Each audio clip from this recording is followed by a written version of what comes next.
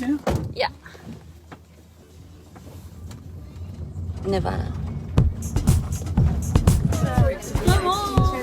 So this part goes inside of your vagina and this part goes on top of the clit. Oh yeah, you don't have any problem. You have many problems. I know, we can talk about it. Anyways, I think it's a step forward. Beige. So we are like, Maybe it's just the moment. I rarely puke out of happiness, I have to say. You have the self-confidence. Crazy. do you think I would get along with him? No. I mean, fuck this guy, really. Ooh, hottie! Quick question. Are you a fan of waiting around?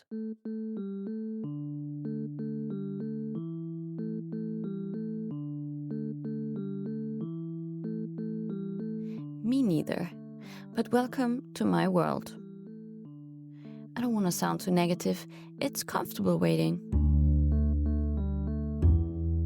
I'm sitting on my balcony with a coffee in my hand. The noise of the street sounds up to the elevated platform I'm sitting on. My balcony is basically one big sofa, hatching over a Neukölln side street. Some raindrops are still hitting the roof over me, which are made out of a bamboo construction holding up some waterproof fabric. I feel a bit like in a pool lounge in Thailand. I'm in my hideaway, stuck. I'm smoking one cigarette after the other. I can't leave from here. I just can't get myself to do anything else. I can't concentrate on anything. I can't have any other thought in my head. All I'm thinking is that it? I'm waiting for an explanation. I don't understand. I'm confused. I guess in the end, I'm waiting for a yes or a no.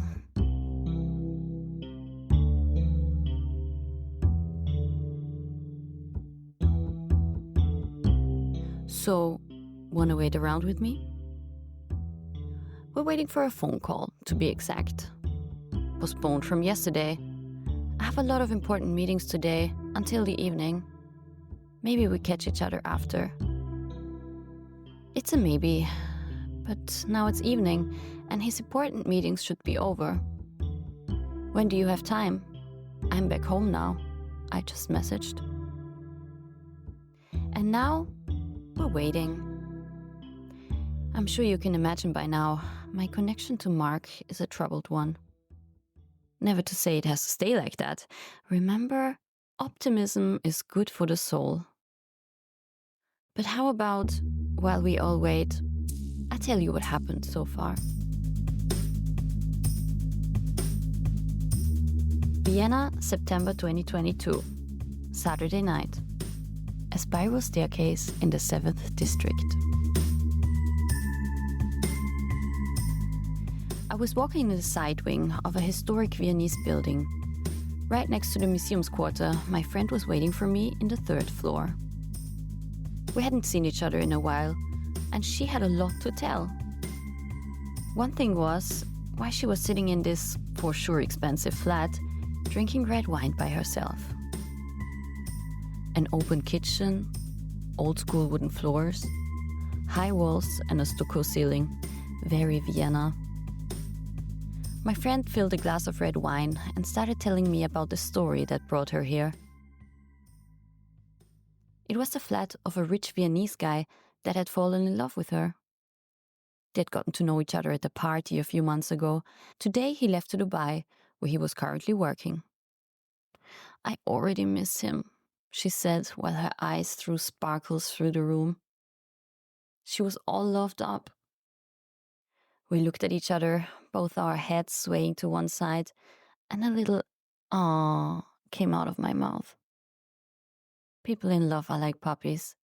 You look at them and it just seems so sweet to you. What a mood to be in. Me, on the other hand, I poured myself some more red wine. I had a different story to tell.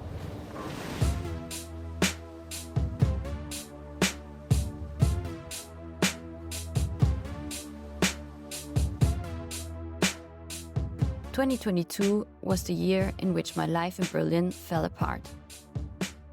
At the start of the summer, I had broken up with my boyfriend. Goodbye to 2 amazing and 1 doubting year.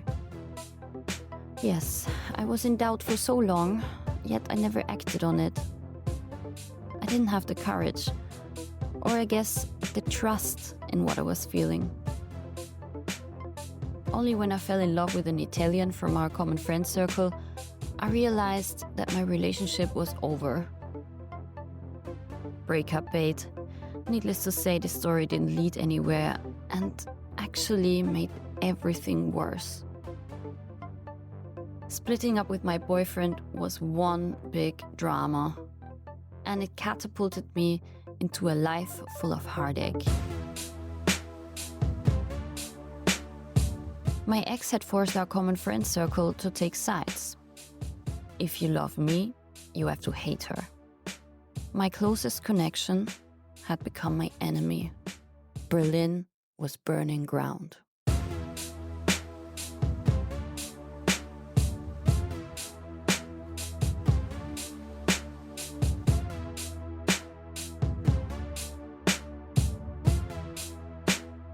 Vienna, on the other hand, with a glass of aromatic red wine, felt better. It had been a nice trip so far. I had come for the baptism of my brother's son, who was now my godchild, and me, the only mother I ever want to be, the godmother. We have to celebrate, my friend said in her cheerful mood. She continued by bringing several bottles of wine that each had some liquid left in them.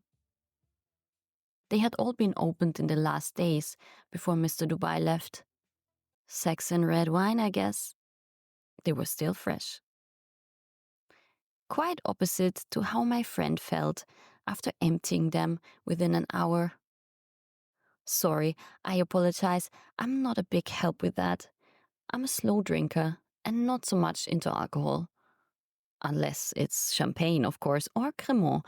I'm not a racist. I don't care where you come from if you taste good. Anyways, what my friend was now suggesting, I was more interested in. Why don't we go out and party? It's so funny. When people get Berlin visitors, all of a sudden their party energy comes on. I often end up going somewhere, trying to take a break from party life. But then I seem to bring exactly that energy with me. My friend took out her phone. But we need some help for that. To counteract her red cheeks and tiredness, she messaged a friend who was working in the Austrian parliament. He gets really good stuff. In case you don't know what we're talking about, let me break it to you.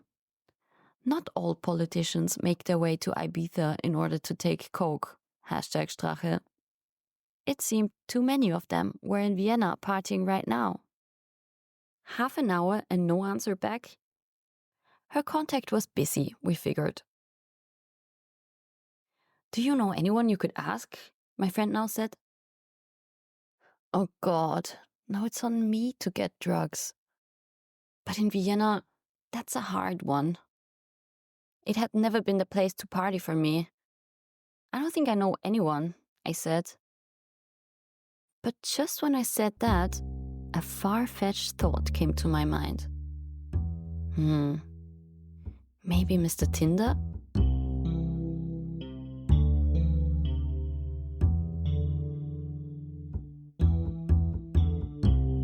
A few days ago, when I had landed in Vienna airport, I was so bored waiting for my luggage, I ended up reactivating my Tinder profile.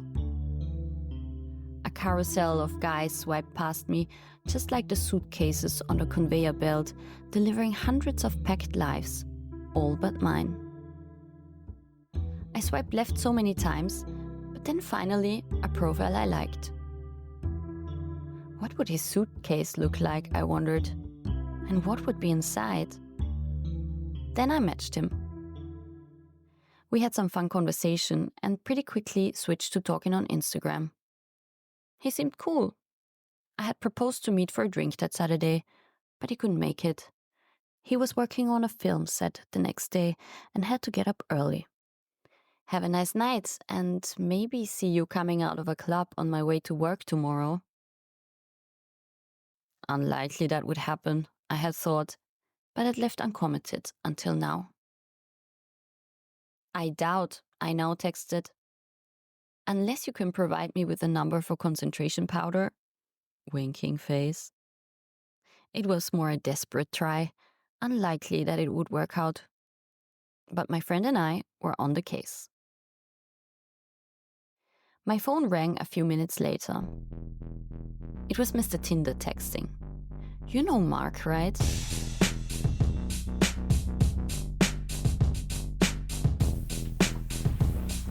We have a lead. God, this excitement of organizing drugs, I'd almost forgotten about it. Since I live in Berlin, everything I want is a message away. There's no hustling. In the course of an hour, you'll have what you ask for, right at your doorstep.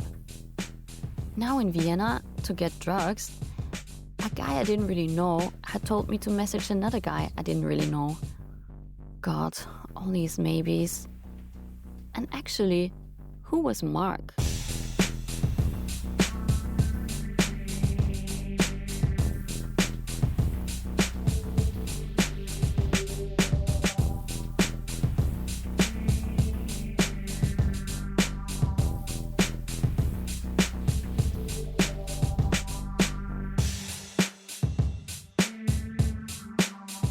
Instagram directed me straight at his profile.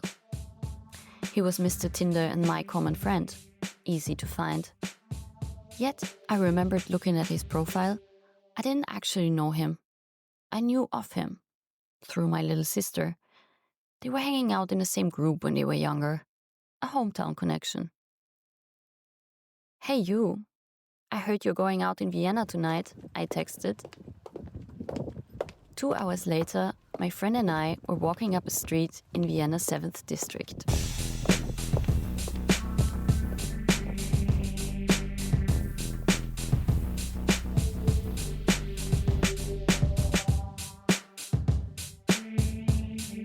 A corner bar in a trendy neighborhood. Light was shining down from a sign over the door. Blue Loft, it said in neon letters. Or at least it does so in this story.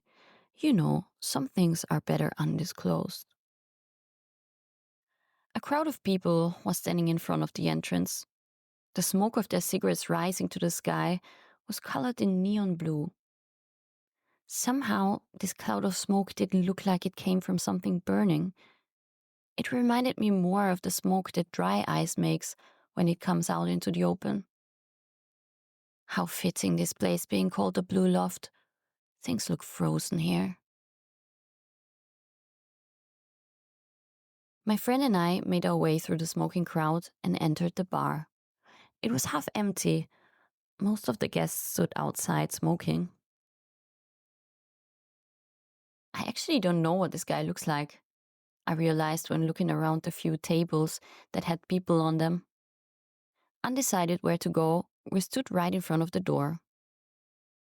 I was about to grab my phone when someone approached us from the back.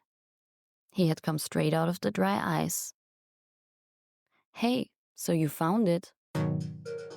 I turned around, looked up, and saw a tall man standing in front of me. Blonde hair, wide shoulders. He immediately looked intellectual to me. He had such a clear face. His facial features seemed perfectly mirrored from one side to the other. He was smiling, his brown eyes throwing sparkles through his glasses, all the way towards me. Yes, apparently it takes 0.1 seconds to decide whether you find someone attractive or not. But did this happen to you? You look into someone's eyes, as you do so many times a day, but somehow it's not just this quick glance you exchange.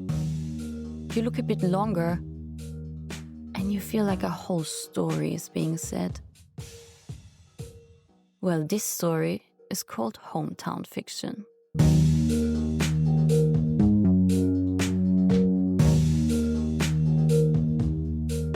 My god, I really hadn't even considered that this guy might be attractive. He was a friend of my sister from back home, which usually meant not interesting to me, like way too young and not my style. Well, Mark seemed nothing like that. I felt heat coming up my back. Oh hey, good you found us. I didn't know exactly what I was looking for. I'm Christina. He was charming, replying with some choking words while inviting us to follow him through the bar. We passed the toilets and went on to climb down some narrow stairs. I looked back to my friend. The sparkles in her eyes that had faded over the last glasses of wine were back now. Excitement level, top-notch. Through a little door, we entered the cellar-like space.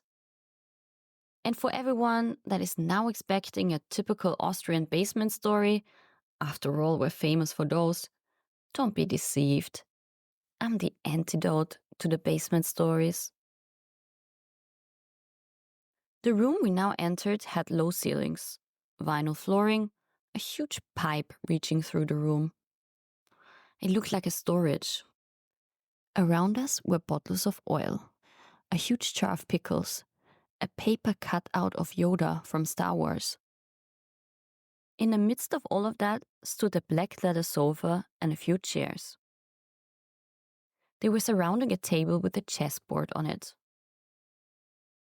A guy that was sitting on one of the chairs was now pointing at the board. Hey, you were looking for that? On the chessboard were some lines of coke. Already prepared. Mark now handed me a straw. Enjoy.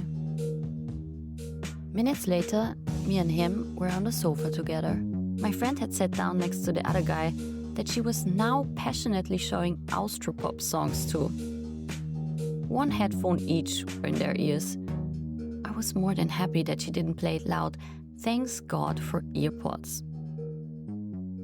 Mark and I didn't need any extra entertainment. We were talking about God and the world while continuously finding things we had in common. First and foremost, we were both into film. While I had taken the rock and roll route, leaving a not-so-great film school in Vienna, to start working in the TV industry in London, before I moved to Berlin, he was studying in Vienna's prestigious film school. I laughed when he told me that he had fallen out with Haneke, Austria's film Mongol, that almost solely talks about the worst sides of being human. Believe me, if he had told this story, it would be a darker one. And sure, that might have been zeitgeist years ago, when everything was always getting better. Everyone wealthier and safer. Now, on the declining end of capitalism, climate crisis, latest after the pandemic and a European war breaking out, it was no wonder to me that Mark didn't feel like remaking his vision. His taste in film was more fictional. It doesn't all have to be depressingly realistic, said the man with the Star Wars t-shirt on. I agreed. It's not the time to leave people with even more desperation by their side. I've always aimed to enchant reality. Well, and you tell me how I'm doing here. Although actually, whether you're feeling it or not, let me tell you, I was more than enchanted right now.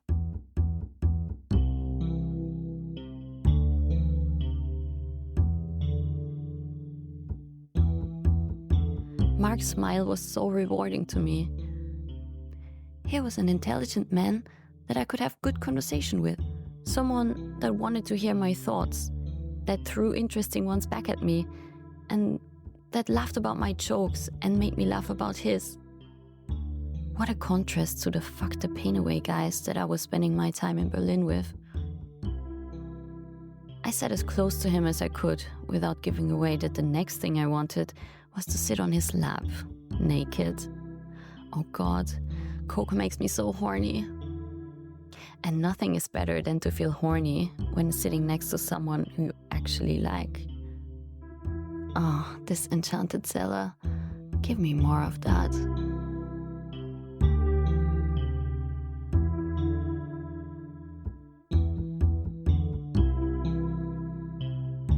had much more. More coke, more conversation. My friend was almost running out of Austropop that she was now singing along to. The guy next to her had evolved into simply looking at her instead of at the phone. He really seemed hypnotized. Suddenly the bartender entered. "Guys, you need to come up now. I'm closing the bar." It took at least half an hour before we all got up and grabbed our things. Mark and I stayed behind last. I waited until he had turned off all the lights. I felt like I was here with him. We had spent all these hours almost only talking to each other. And we were both high. The atmosphere was about to tip into sexy any minute. When we arrived upstairs, the guy that my friend had hypnotized with her Austropop had made a plan. "Let's go to my place. We can do karaoke." I was already dreading the songs that would come up in this session. "But let's get a bottle of white wine before we go," Mark said. As if we needed any more alcohol. The bartender, keeper of the white wine, was just cleaning tables, so Mark sat down at the bar. I joined him, rolling a cigarette for our walk. "Can I ask you something?" He turned to me. "Sure." "Why didn't you text back on Instagram when we started chatting?" "Huh? What do you mean today?" "I did text back, no? Otherwise I wouldn't be here." "No, I mean when I added you." I had completely forgotten about that. Presumably coming from my sister's profile, Mark had added me at some point, maybe half a year ago.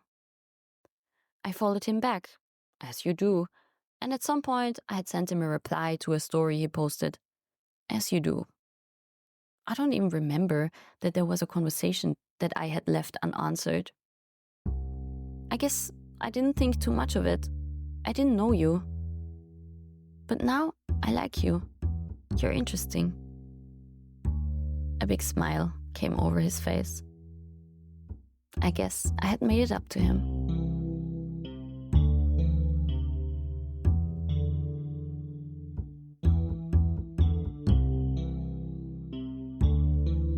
Finally, the crowd started moving. We left the bar to walk past some of Vienna's jewel buildings.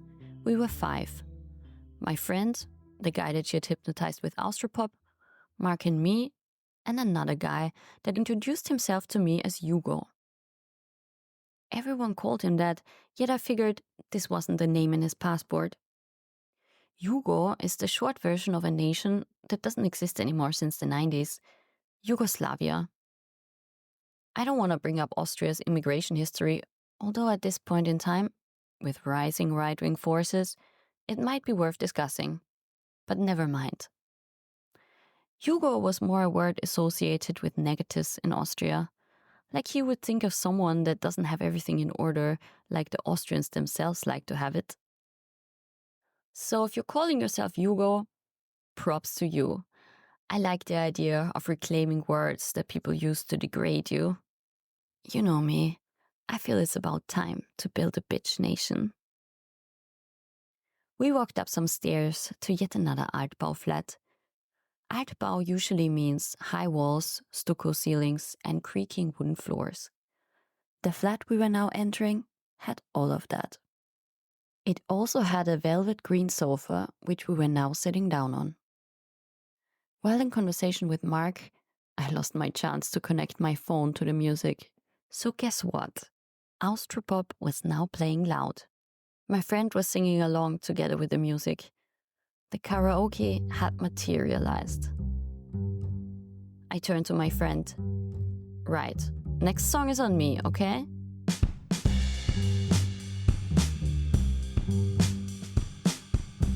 I jumped up from the sofa and started dancing. I had enough of sitting around. See, that's my problem with Vienna. It's mainly a sitting down city. I was the only one moving. The Austropop guy threw a soft toy at me. Everyone else seemed too lazy. But then Mark got up and pushed Hugo off the sofa. Come on, let's get the dance floor going. I still had this weird soft toy in my hand. I wanted to get rid of it. "Can I have this?" Mark asked me now. I turned around to him. We stood close. "You want this? Or you want me?" Oh my god, could I have been any more dramatic? I threw the soft toy on the floor and stepped even closer, my eyes fixed on him. After all these hours of almost kissing, finally the volcano was erupting.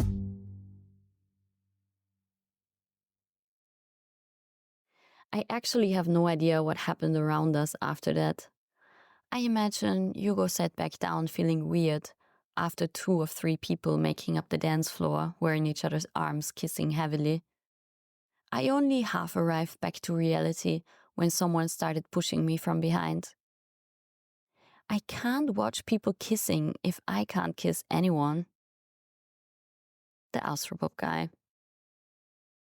In this dialogue, the German word schmusen was used, which I always feel weird about. I guess in English it translates to snog. I don't know about you, but these words are so unsexy to me. Anyways, the Austropop guy, now not hypnotized anymore, and realizing that he was not gonna get with my friend, continued by pushing me and Mark out the room. It was a funny gesture, and in the end, he helped us to some privacy. He had pushed us into the room next door. It was his office.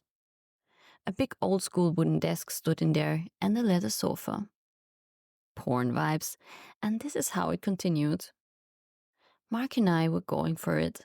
It didn't take long, and his fingers reached my now naked pussy.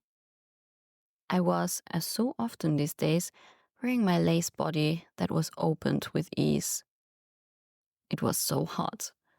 Coke always makes me super horny. For men, though, it's not the ideal situation if you want to have sex. If I may speak from experience, it's hard to get it hard. No matter, nothing stops you from fooling around. Although, in this case, something did. Or should I say, someone?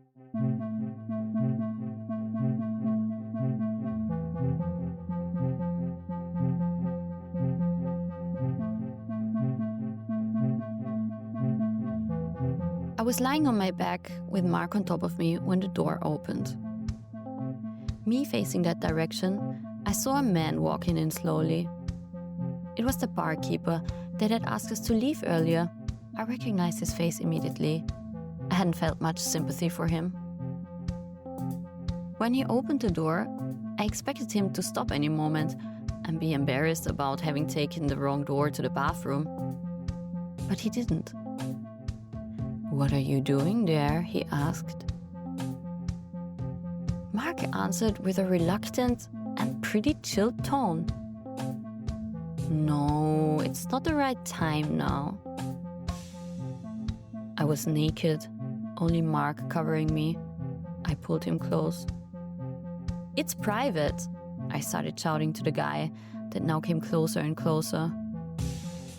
But he didn't seem to react and was now standing right next to us.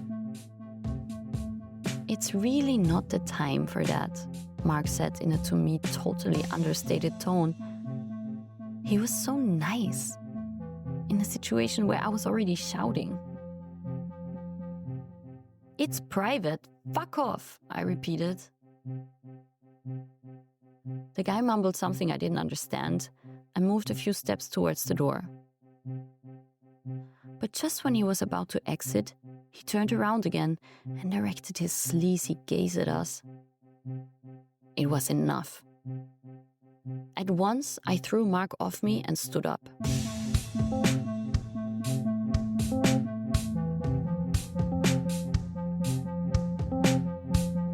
I was naked, taking big steps up to the guy while shouting with all my power, "Fuck off!" This could have gone wrong, but it didn't. I scared him out of the room. "What the fuck?" I said when I got back to Mark, who had finally taken a more upright position on the sofa. "I don't know what's going on with him," he said in his chill tone.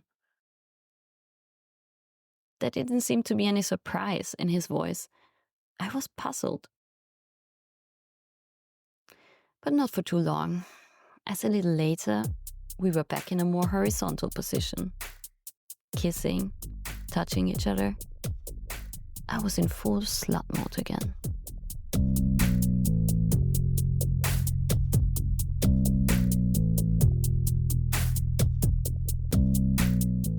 I have to leave soon. Mark and I were sitting next to each other, naked, slowly getting back to feeling a little less energetic. The coke was wearing off. From the room next door, the Austropop sounded through the walls again. Believe it or not, but it was a step up from the music before. I had cursed my friend for playing hat ein knallrotes Gummiboot while Mark and I were intimate. I guess you can imagine it like someone putting on What Shall We Do with a Drunken Sailor while you have sex. #turn off. Now we had arrived at I am from Austria. The sentimental stage had hit us all, apparently. It was a time when all you want is just to fall asleep in someone's arms and feel like, even though you despise yourself for having used up all your endorphins at once, someone else still likes you. Yes, it's the only calm-down cure, oxytocin, the cuddle hormone. Well, I had to go through the dark hours myself. Mark had to catch a train. He had some kind of work thing happening this afternoon on the other end of Austria. While he went to the toilet to freshen up, I got dressed and went back to the room next door. Only my friend and the Austropop guy were still awake. Hugo had fallen asleep on the sofa, and actually my friend looked as if she was about to do the same. After hour vibes. Mark had his shoes on when he came to say goodbye. He approached me last on his way out the door. "When are you going back to Berlin?" He put his hand on my hips and pulled me close. "Tuesday," I said while resting my head on his shoulder. He had the perfect height for a good hug. "I'll see if I can make it back Monday night."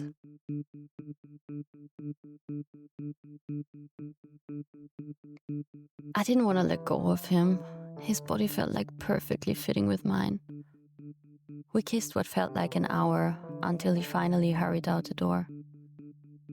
I left a little later with the ultimate longing in my chest. All I wanted was for it to turn Monday.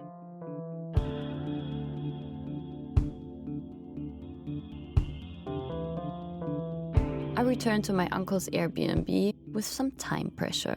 It was in around 3 hours that I had arranged to meet my brother, his wife, and my godchild. I'm not actually sure if I slept at all, but I laid down in bed for a bit, dreaming of what had happened.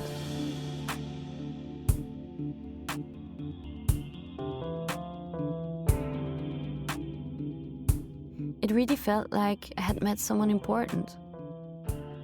Mark didn't feel like someone opposite to me. He felt like someone I would want to stand next to. Like partners. It had all been so equal. We both seemed so into each other. Surprised that there was someone like us in this world. Well, here's my reminder, I can only speak for myself.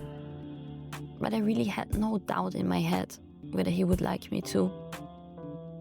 It was clear to me that this was a match. It felt like I had met my future.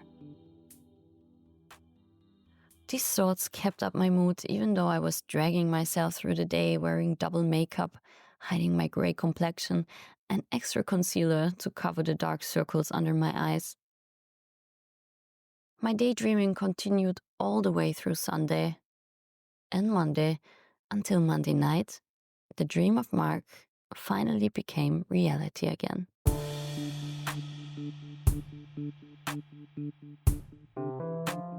"I'm a little late, but I should be with you around 9 o'clock, he texted.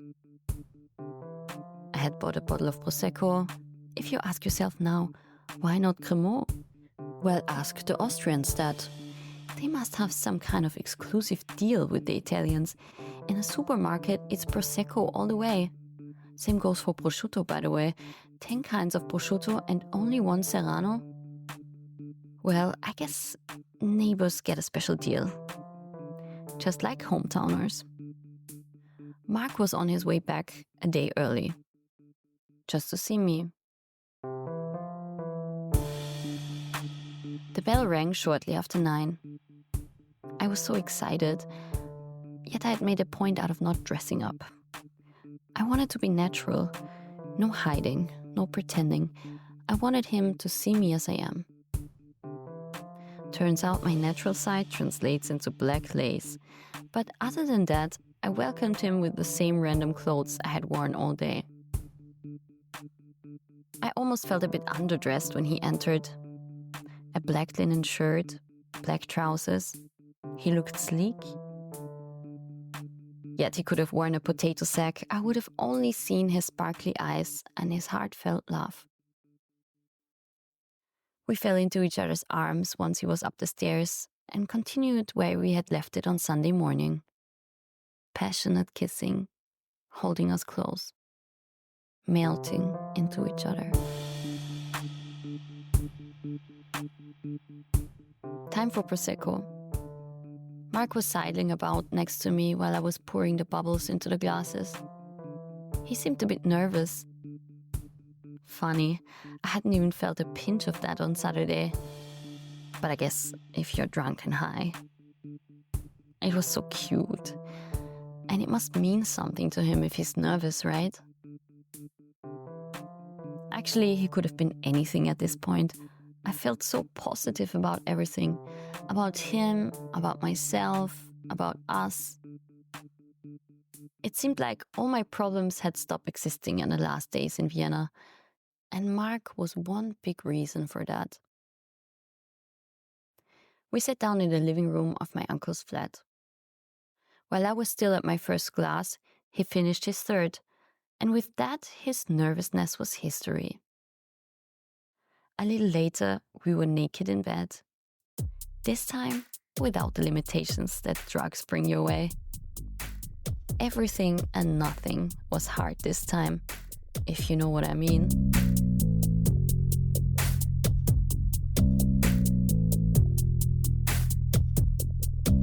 Quite a different story to last time, especially size-wise.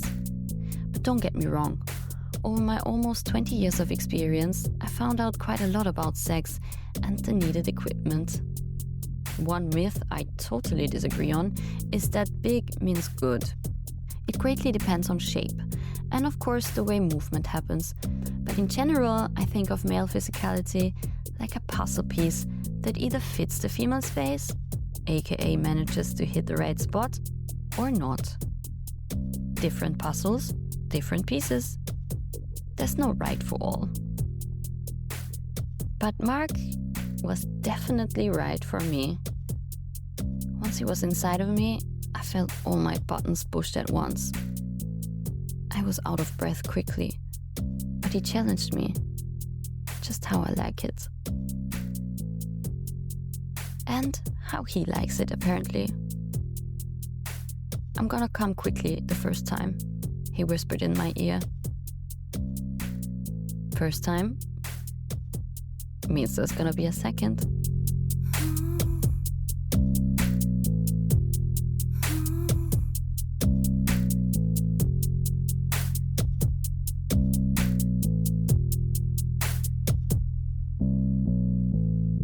I love to lie on a man's chest after sex. All this testosterone. One more way to feel hormone high. Breathe it in. Feel like the ultimate woman next to a contrasting man. And let the oxytocin unite you. Mark held his arm around me and started to brush hair out of my face. His touch was loving and calm. That was really nice. I replied. I was still in dreamland. I brought the weed, by the way. Oh my God. And I was only gonna go into the next wonderland? Someone pinch me. Is this real? We went downstairs to the yard and sat down on some decking. The light kept switching on and off. It was linked to a movement detector. Our private disco, I joked. I rolled a joint for us while Mark called some restaurants around to find out whether we could still get some takeaway. We had spent all our time in bed, and Vienna is not much of a 24-hour city. Thanks God, though, we were in the 15th district where my uncle's Airbnb was located. There was Turkish restaurants around. Until midnight, you'll be fed. We had half an hour left before we needed to pick up our falafel wraps. More time to spend talking. And there was never a bleak moment with Mark. We had so much to discuss. After a drag of the joint, we went into telling each other funny stories from the film sets we'd been on. I still wonder why none of the neighbors complained. It felt like we had spent those 30 minutes laughing hysterically. You know what's nice? Mark now said. I was still recovering from the last laughing flash. I know this couple. They're both filmmakers. They work together on their projects. I would really like to do that too. Like what? Was it Christmas, my 30th birthday all over again? Easter, end of the school year? Did I just see 1,000 shooting stars? Are all my dreams coming true now? Me too, I said, far away from finding words that would really express what was going on inside of me. This is a big dream of mine. Working together with my partner, being creative, making something happen. It felt like I had just won the love lottery. After all this heartache that I'd gone through the last month, my ex fighting me, people turning on me, my friend circle falling apart. Now I was sitting in a situation that was offering all my dreams coming true at once. What a world of contrast. Finally, on the bright side again.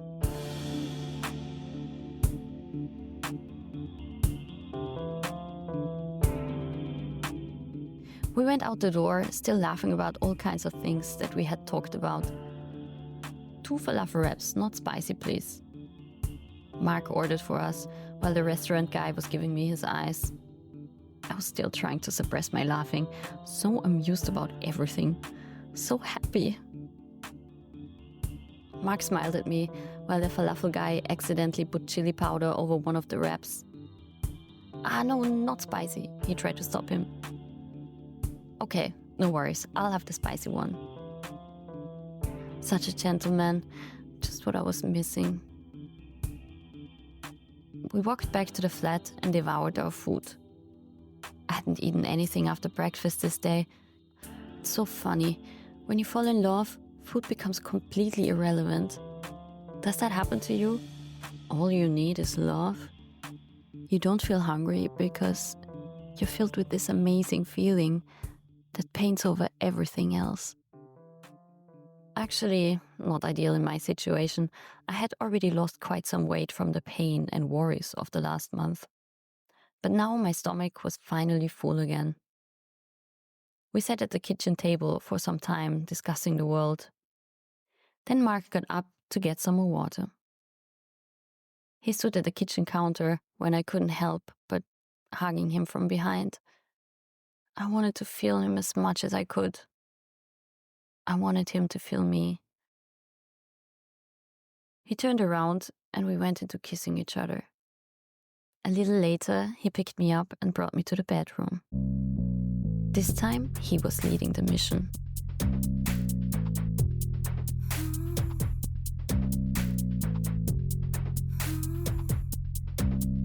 I was lying down on my back while he took off my underwear. Goodbye, black lace. Blood was pulsating through my lower body when he started kissing my skin. Yet I was so relaxed. I looked at him and I didn't feel the slightest need to brace myself.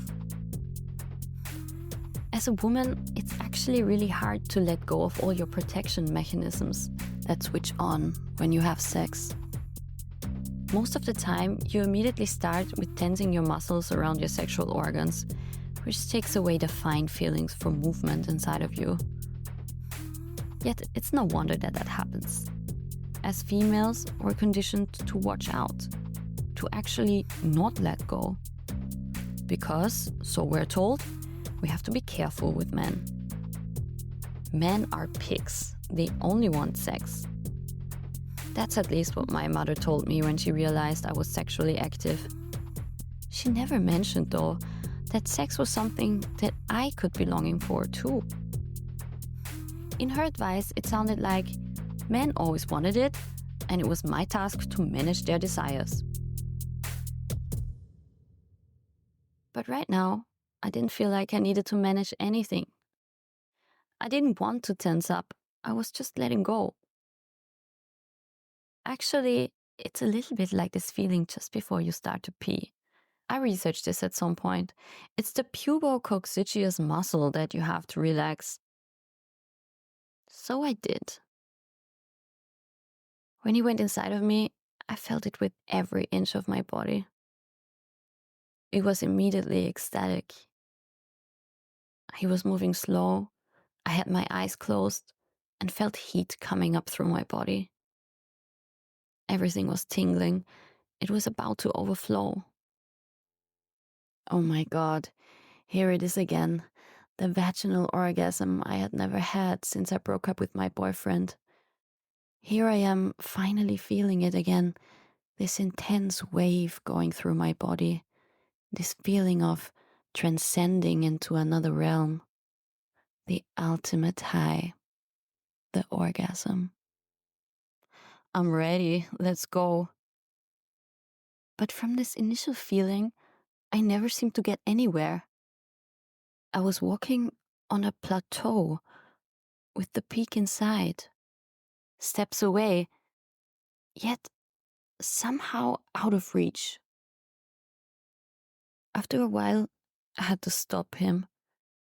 I put my hands on my pussy. Blood was pulsating through. That was crazy, I said. He laughed and kissed me on the forehead. I had felt all these ecstatic feelings, yet I had never arrived in my orgasm. I couldn't understand what blocked me. I was so sure I was with a guy that was worth it to me.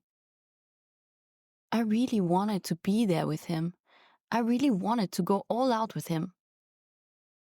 But I couldn't. All these thoughts were going through my head when I finally found my breath again. Then I also remembered, #very mindful, very demure, it's never healthy to put too much pressure on sex. Next time, I thought, and a little later fell asleep in his arms.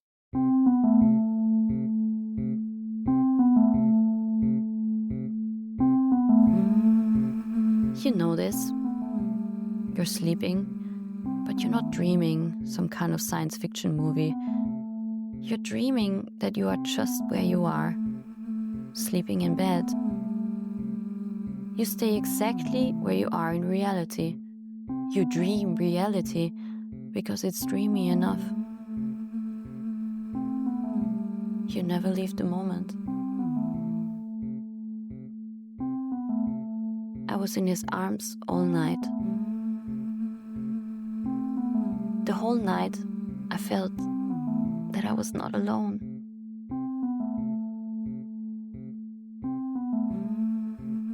No one wants to be alone. We all want to feel connected, wanted, seen, held by someone when it's too much for you, loved.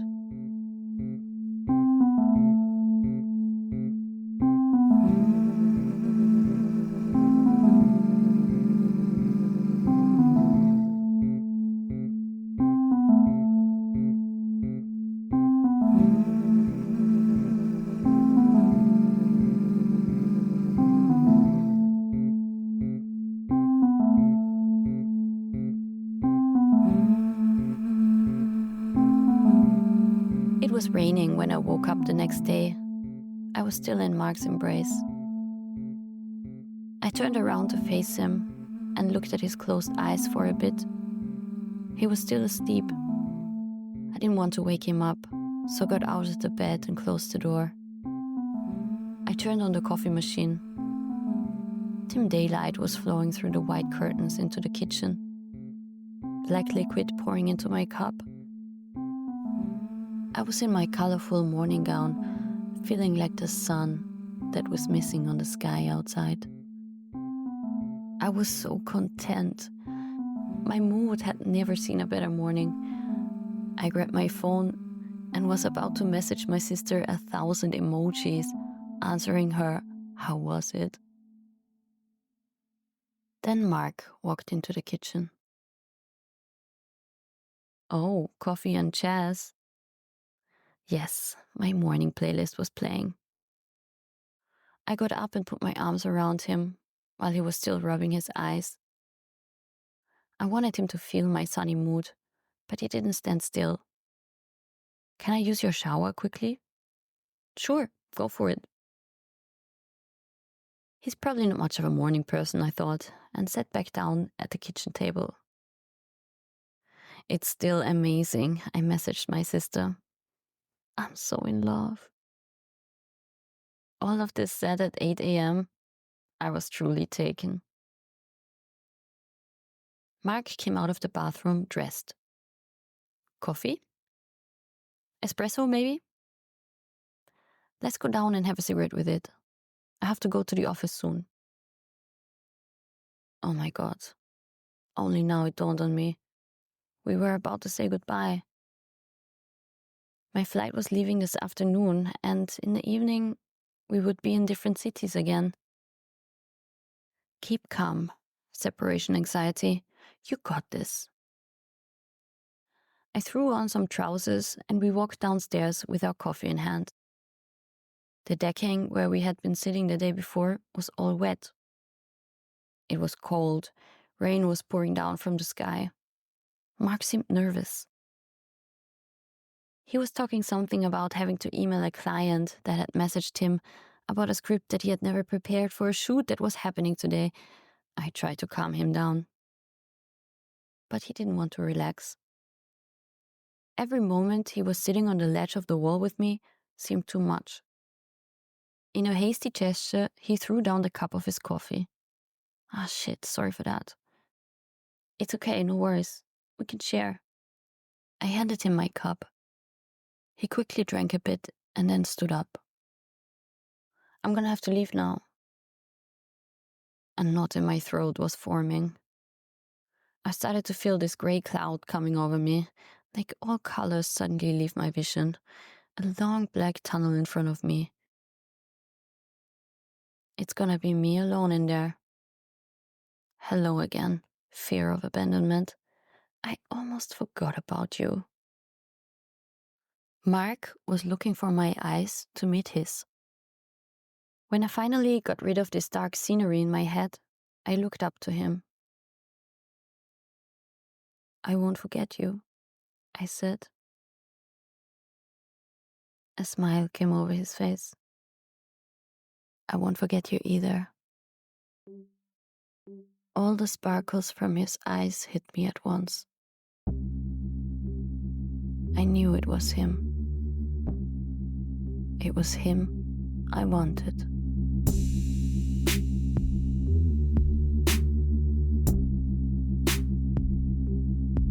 Sometimes I feel kissing somebody can be even more intimate than being in bed together. It was so hard to let him go. I watched him walking out into the pouring rain.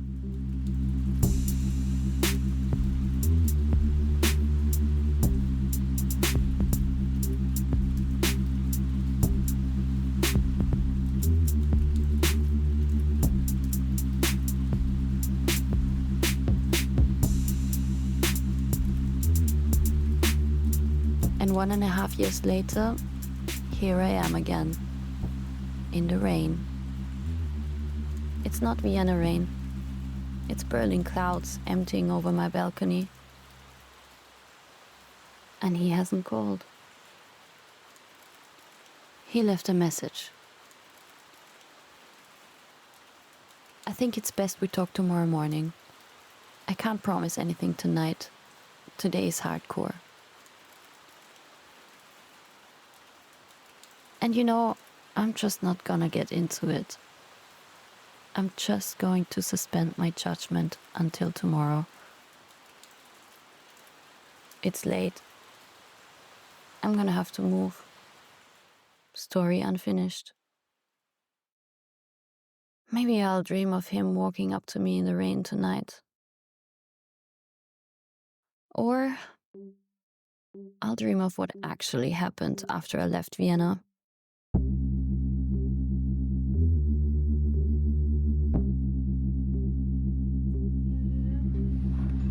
Okay, what's going on? I have no idea. But he saved me. How? Alles Alles gut. Ich frage nur. So what happened, Christina? I was really in a lot of need for help, and he had How?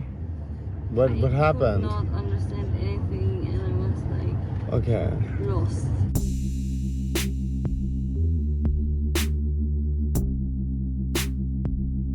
Would you be surprised if I told you that I was in bed with someone else a few days later? I guess downfalls usually come as a surprise. But I'll explain. Meet you on my balcony tomorrow?